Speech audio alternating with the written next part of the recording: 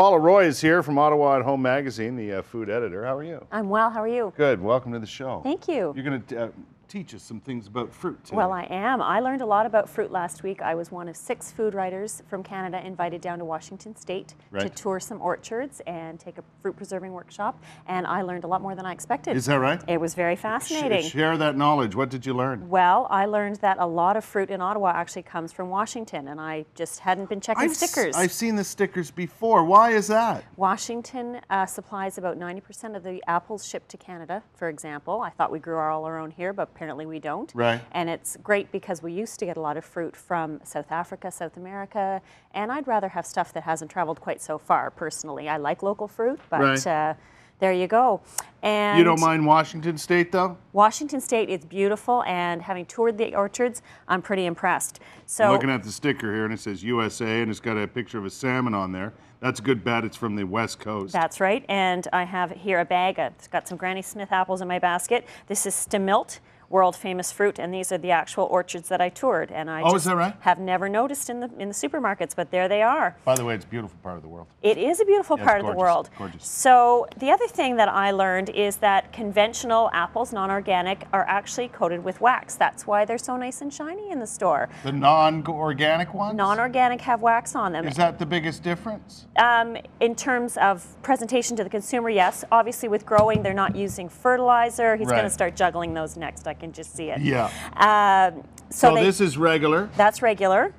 This is organic. That's organic. So this one is a little bit shinier, you can see. So that's why they really encourage you to wash your apples. If you take a look at the stickers, and you can turn them around. Organic always starts with 9, and it's always 5 digits, and I did not know that either. No kidding. So a regular piece of produce, any produce, will be 4 digits, and then often they start with 4 or 5. Should I be eating organic versus regular, or does it matter? My personal opinion is that you want to go local first if you can. Yes. So if you know that they've come from a great orchard in Manotick, absolutely, that's terrific. But if it's February and we've eaten all our local apples, and I'm going to the supermarket to buy some more, I am probably going to be interested in looking for organic because I'm a little bit more confident that they haven't used a lot of chemical fertilizers, they haven't used a lot of heavy-duty sprays. In Washington, for example, they have a really neat kind of desert situation there where the hilltops are really nice and hot and dry, and they get a lot of water from the Columbia River, but they don't have to use fungicides because of mildew and lots of things. So that's why they can grow such great fruit there. No kidding. So it's kind of interesting. Wow. Now, pears, I didn't know a lot about pears. I didn't like pears growing up. I love pears. My mother served me bad pears. They were mealy, they just weren't that tasty. And so one of the most important things I learned is how to check whether a pear is ripe. So what do you think about that one? It's very hard. I don't think it's right. Okay, and try that one. That feels softer. Okay.